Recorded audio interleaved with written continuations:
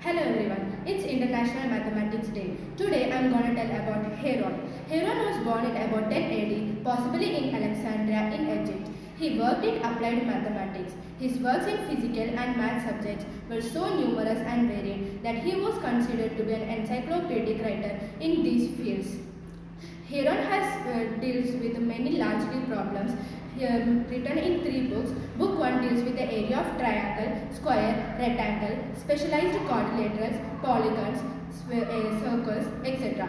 Surfaces of spheres, cone, cylinder, etc. Heron has derived the famous formula, Heron's formula, irrespective of its 3 sides.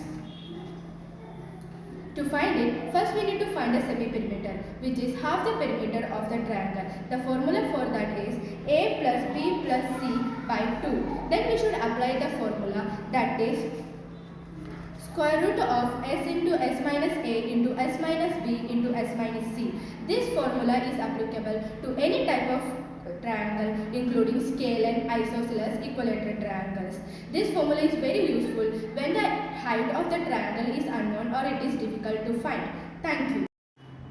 Hello friends, today I am going to tell about Euclid. He was a famous mathematician from ancient Greece.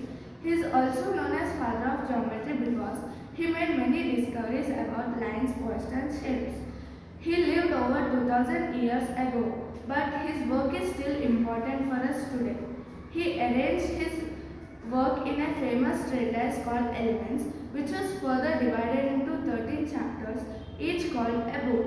He explained many rules about lines, points, triangles and circles and others in these books, which were helpful for people to understand mathematics and measurements. He summarized some of the statements as definitions, which are listed in the book 1, like a point is that which has no part, a line is that breathless length. And he assumed some of the statements which are not to be proved and universal truths like axioms and postulates. Like axioms, things which are equal of the same thing are equal to each other. If equals are added to equals, the whole are equal. And the postulates are the statements which are proved, like a terminated line can be produced indefinitely. All right angles are equal to each other. And he proposed 465 propositions with a logical chain like axioms, postulates, definitions. So, by learning about Euclid helps us to understand that math is not just in our textbook, it is everywhere. Thank you.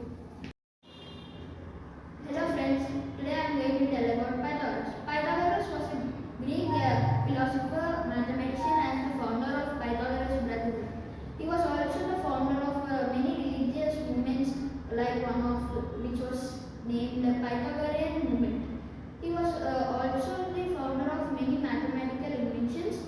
The Pythagoras Brotherhood provided mathematical proofs for his inventions later on. The most significant inventions of Pythagoras was the Pythagoras theorem, which shared a relationship with the Euclid's right angle triangle. The right angle triangle, when there are the height and the base and we have to find the length of the hypotenuse, this theorem was stated as followed by the Pythagoras.